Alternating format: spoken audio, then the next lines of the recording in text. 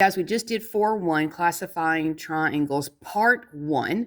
That is where I went through and colored up all of the triangles they were referring to and classified them by the angles, the sides, and then the angles and sides.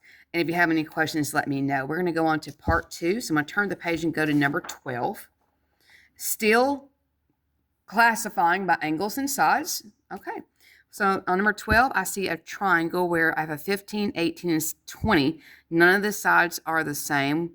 None of the angles are marked the same. This is going to be a scalene triangle.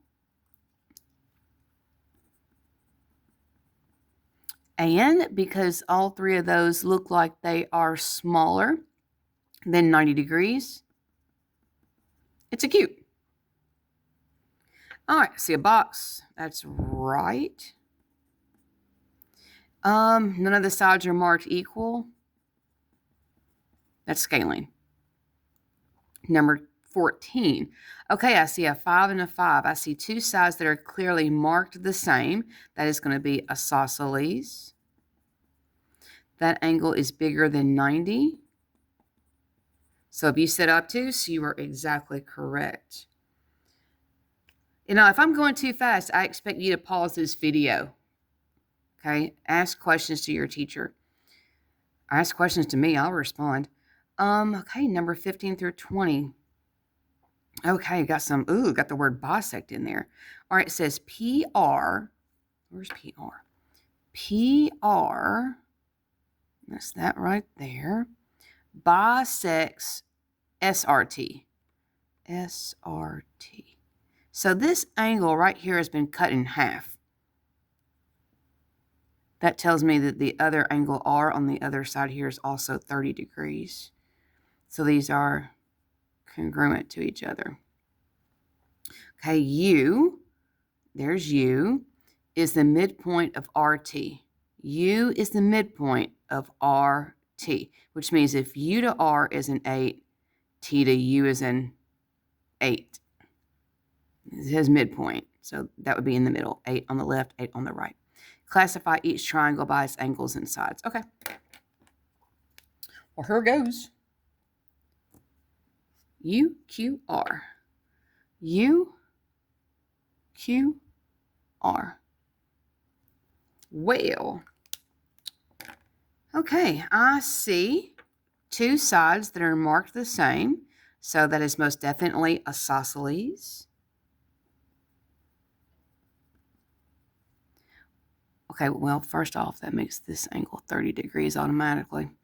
Isosceles means if you have two sides that are equal, your base angles are also equal. And then 30, 30, and 120 would make 180 total anyway. So I'm just kind of covering my bases here. But I see this angle right there is clearly bigger than 90 because it tells me it's 120. That is obtuse. Moving on. All right, RST. R.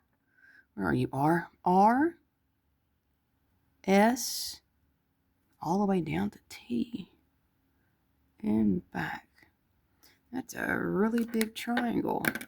Oh, look at this. 60, 60, and 30 makes 60. This is equilateral, equiangular.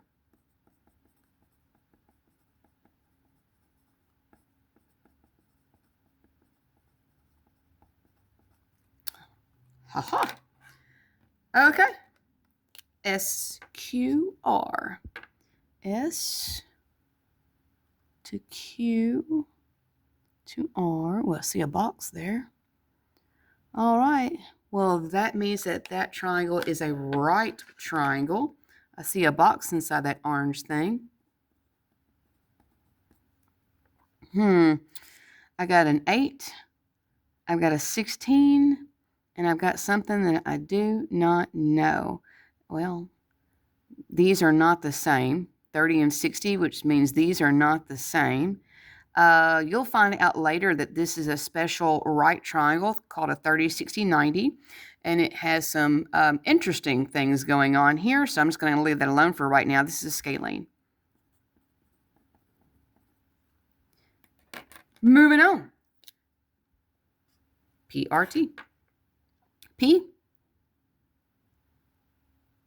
all the way down to R, all the way over to T, and back. That is very wide.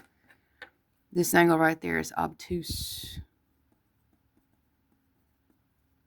Okay, now the sides are the same. Well, I got a 16 here, an 8 and an 8 make a 16 here.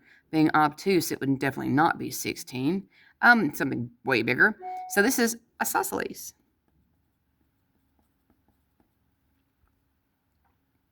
All right, which means if angle R is 30, so is angle P, which makes that 90, which makes this 60. Gosh, it's like a big gigantic puzzle to me. I love things like that. I digress. T, Q, U. T, Q, U. And then back.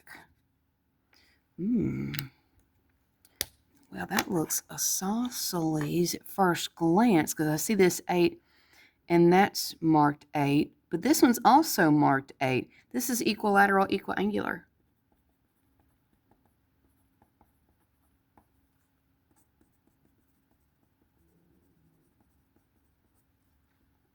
They tried to trick me. Okay. All right, last but not least, do I have any colors left? I am running out of colors. Oh, look at me pulling a purple out of my hat. All right, PQT. Oh, well, it looks purple coming across as magenta. All right, PQT. PQT. Right triangle. Look at that box right there. Right triangle. All right, now by the sides. I've got an 8, I've got a 16. This is one of those special right triangles you're going to learn about later on. So I already know what the answer to this side is, but that's not what they're asking for. You'll learn about that later. This is scalene.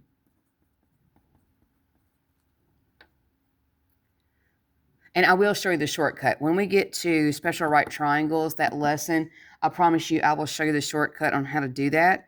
Because I already know what the answer is. This side right here is going to be 8 square root of 3. You basically just take the short side of a 30, 60, 90, put a square root of 3 behind it. The 45, 45, 90 is also special. But again, I'll get to that. Number 21, 22, and 23. Okay. Now, I'm going to be honest with you. I don't typically teach it distance formula. Because in geometry, it's very kind of rare they just give you ordered pairs and say, hey, find the distance. It's usually, hey, here's your figure. What's the measure? That kind of thing. So a lot of times I'll teach my students to use graph paper in order to do this because that's the way it's kind of presented on the EOC anyway, or at least on the Mastery Connects that we do for benchmarks. And if you're a student, you probably have no clue what I just said. But if you're a teacher, you know. All right. So I'm going to do number 21, the distance formula. I don't know that I'm going to do 22 and 23 that way. I may kind of mix it up. In fact, I'm thinking I may show you guys something here in a minute on 23. Let's do 21. All right. It says find the measures of the sides, J, K, L, and then classify it by its sides. Okay. Well, if you're a visual person like myself, you might need to see what the triangle even kind of maybe somewhat look like. Now, is this right? No, I have no idea. It's probably not. I mean, it could be a right triangle for all I know. I don't know, but I need to give myself something to look at. That is to say, what size do I match up? So I need to find the distance from J to K. I need to find the distance from K to L. And I need to find the distance from L to J. So I got to do 3 different distance formulas. So you can kind of see right here why I choose not to do it this way, because that makes for a really lengthy problem. And if you are anything like me or lazy like a student, I say that with love. Y'all know I love y'all. That's a lot of work. That's a lot of work. So that's why I say I'm probably not going to do 22 and 23 this way. I'm going to show you guys a shortcut because I'm a shortcut kind of girl. All right, we're going to do JK grudgingly. All right, distance formula. Again, this is going to be JK. Oh gosh, do y'all even remember the distance formula? I should probably actually go over that. In parentheses, under a square root, you have x2 minus x1 quantity squared. That means close your parenthesis and put the 2 squared on the outside, plus, in parentheses, y2 minus y1 and quantity squared. That means close your parenthesis and put the 2 on the outside. This should, without the squares, look kind of similar to you. We've done Pythagorean theorem before. That's going to be, I think, how am I going to do number 22? Because it's just easier. All right, here we go. Again, grudgingly, looking at J and K. My x's, I'm going to subtract them. So I'm going to take -9, subtract a -7. I'm having to write darn small here. They don't give us a lot of space. All right, y2 minus y1, so 1 minus -7. All right. Golly, give me a lot of space at all. That's a double negative. -9 plus 7 is a -2. -2 squared is a 4. I'm shortcutting this here. 1 and 7 make 8. 8 squared, 64. 64 and 4 is 68. Okay, now I'm going to do KL. I'm going to use these two, the blue ones, KL.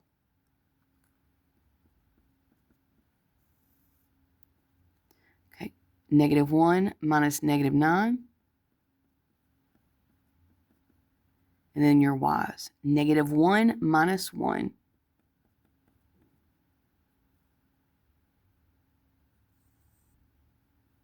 Okay, got a double negative.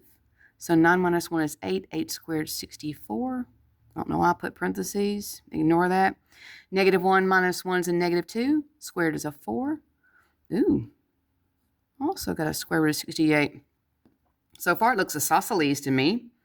Classified by its sides, but it still could be equilateral. So just because these two are equal doesn't mean the last one is not the same. So don't stop here. You cannot stop here unless you actually draw this out and you can visually see that the last one is not the square root of 68. We have to do JL. Like I said, doing this grudgingly. It's a lot of work. Okay, JL. That means I'm looking at this yellow. -1 minus -7. And then -1 minus -7. Okay. Double negative. 7 minus 1 is 6. 6 squared is 36. Same thing over here. 7 minus 1 is 6. 6 squared is 36. What's 36 and 36? 72? Isosceles. These two are the same. This one is not. Classifying it by its sides. Isosceles. All right, moving on to number 22. So, looking at number 22, I think there's a shorter way to do this. So what I do is I teach my students to make a quick drawing. Not like this, but like this. So I took the time, I paused the video myself, and I drew out number 22. J is at -3, 2. So from the origin, that's left 3 up 2. K is at 2, 6. That means from the origin, I went right 2 up 6.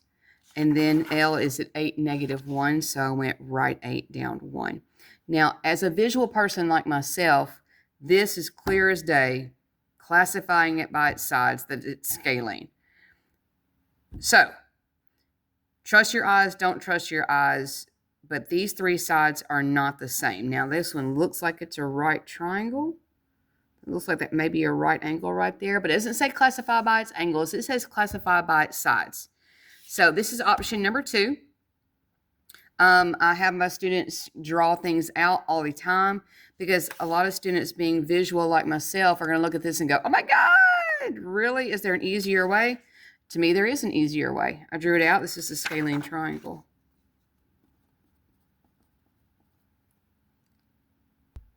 All right, tech-savvy people. I want to show you guys. I'm not sure how this is going to work. I've never done this before, so we're going to figure this out. I don't know. I don't know if you're going to be able to see it or not. But on number 23, J is 1, negative 13, K is 3, 3, and L is 10, negative 6. There is a program called GeoGebra. I've got it pulled up already. So it's right here, GeoGebra. And you just put that in google.org. Make sure you click on the one that says classic. Okay, so the reason I like this is because I can show my students and, especially my visual people and then people that don't like the distance formula, or some that do like the distance formula, that this program will do it for you. Now, I'm fairly good at doing GeoGebra. I've done this for a long time. In my old school, we actually had a math lab, and I would take my students, my honors geometry students, in there all the time, and we would mess around with this.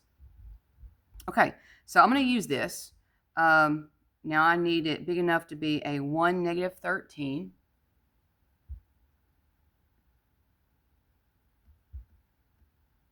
So 1 down to 13.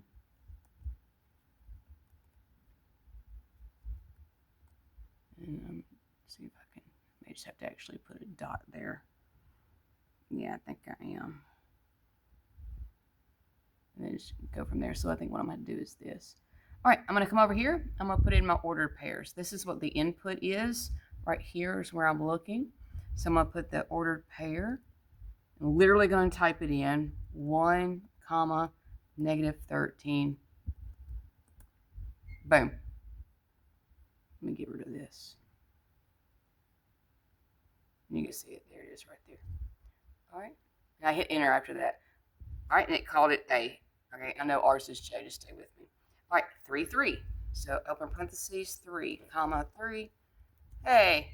Sorry, somebody opened my door, so I don't even remember where I was. Oh, it's obviously not 33. What was it? 3, 3, 3, 3. Okay, there we go. I'm going to hit enter. Okay, there's my B. Bam. Okay, moving down here. It is 10, negative 6. So 10, comma, negative 6. Close my parentheses and enter. Boom, there's my triangle. Okay, now I love GeoGebra. There's the icon right there that literally looks, right here, looks like a triangle. And it says polygon. Bam. I'm going to click on A. Boom. To B. To C. Back to A. And I want you to look right over here. 65. Okay, here it is. 11.4, 11.4, and 16.12. What do you call it when two sides are the same? Isosceles. This is an isosceles triangle. So I like GeoGebra. GeoGebra is a nice visual representation. I don't know if you're a geometry teacher and will have time to do this, but if you're a student, I just taught you how to cheat. So option number 1. Okay, option number 1 was distance. Okay, great. I did that. Option number 2, graph it out on paper. Option number 3, GeoGebra. All right, y'all. So what I'm saying is this: 23 is, it's isosceles. All right, like always, if you have any questions, let me know. I do have I think a tutorial on GeoGebra. I probably need to do some more because I like GeoGebra. Practice problems are yours. And if you have any questions, let me know. Have a good one. Good luck.